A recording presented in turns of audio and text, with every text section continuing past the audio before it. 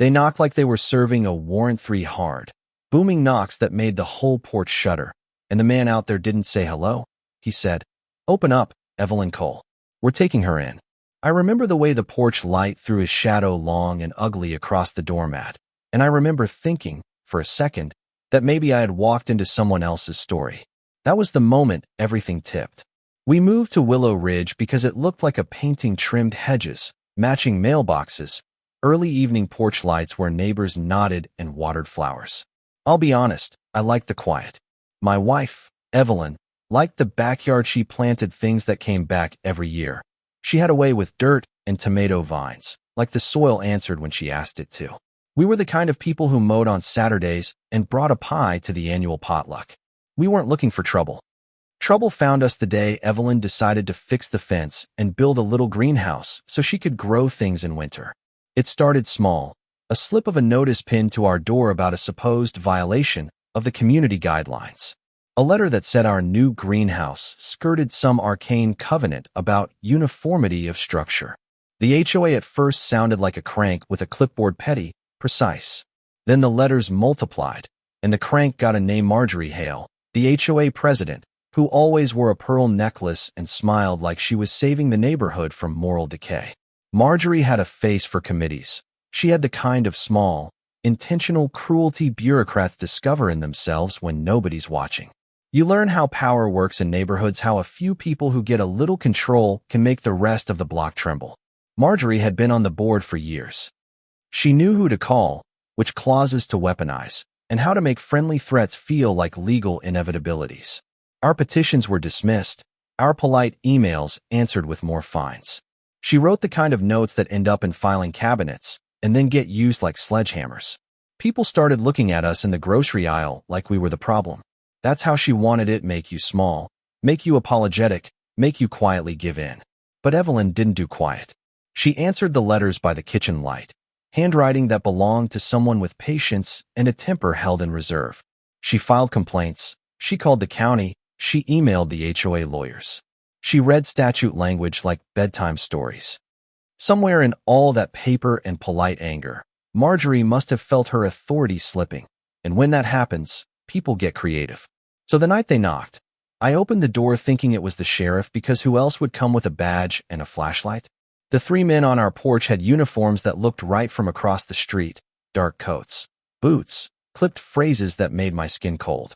But something about the way they barked and the way their eyes slid over the porch light, there was an amateurism to it, like a bad theater troupe. They directed Evelyn to step outside. They read off some invented charge about interfering with community order, and they moved like the world was theirs to command. Evelyn walked out slow, like she was taking a breath before a swim. She had her hands out, palms empty, because what's the point of hands if not to show you have nothing to hide?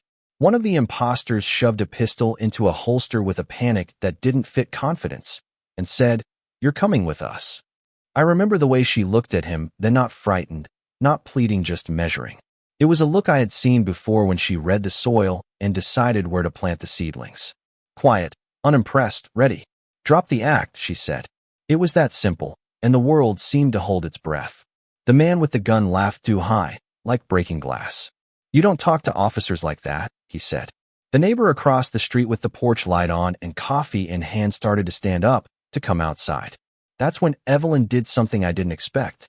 She reached inside the pocket of her jacket and pulled out a badge, not brandished, not theatrical, just a badge, worn and practical, like someone who carries their history in metal.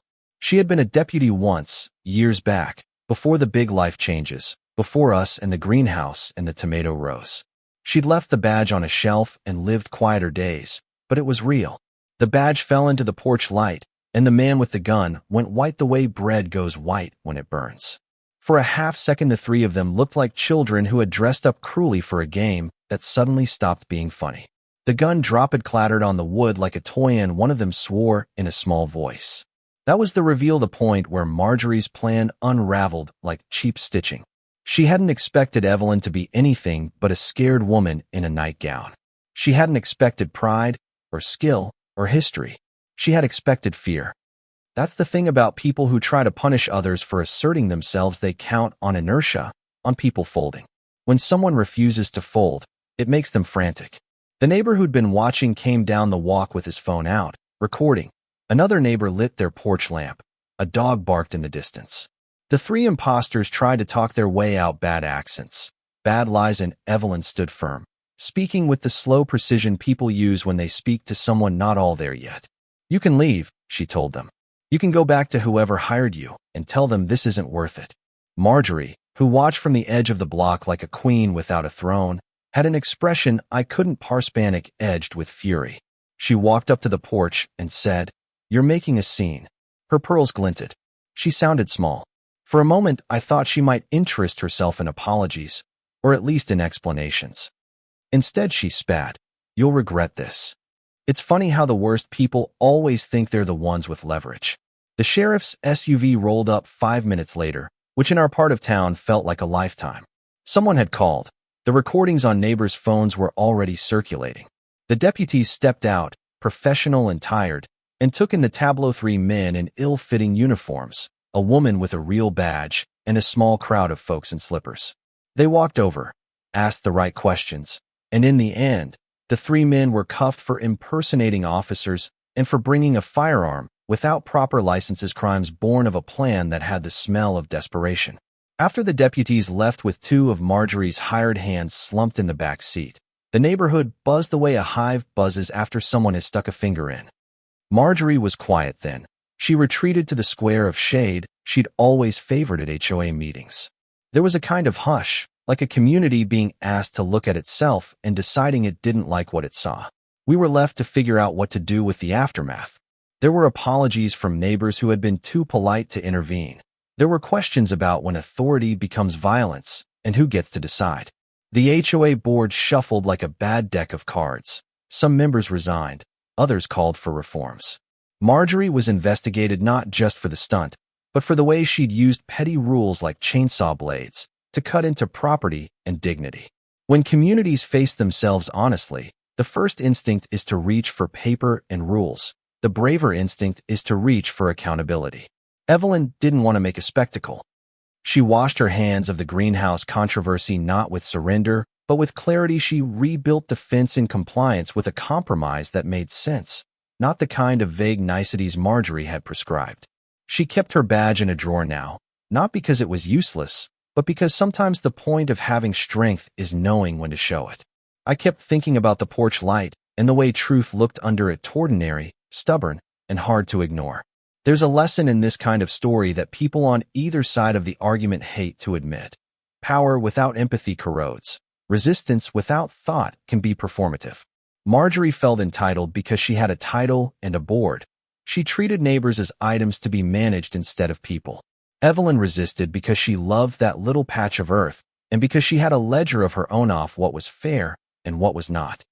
Both of them thought they were acting in the neighborhood's interest. One used rulebooks like clubs, the other used calm and evidence to build her case. When the last deputy left and the porch light dimmed, something strange settled over Willow Ridge, equal parts relief and a new wariness. People who had been content to look away started to speak up at meetings. We found ourselves asking uncomfortable questions. Who watches the watchers? When someone wields small bureaucratic power, who holds them accountable? And how do you protect the quiet things, gardens, porches, Saturday pie exchanges that make a place feel like home? I tell you this not because we're heroes or because we want praise. I tell you because the moment you think that could never happen here, you've already stopped paying attention. Communities can be gentle and they can be cruel, and most of the time they're both at once. If you live somewhere with rules and committees and people who feel very certain of their own rightness, remember that. Be the neighbor who looks up from their phone. Be the neighbor who asks the hard questions at a meeting. And if you have to, be the one who stands on your porch and says, calmly and with steel, if you must enough. So tell me, what would you have done? Was Marjorie vilified fairly? Or did she deserve mercy because she was trying to keep order? Was Evelyn too forceful? Or did she do what needed doing? Drop a comment, share this with someone who lives in a neighborhood council, and tell me what you think justice looks like when small powers go too far.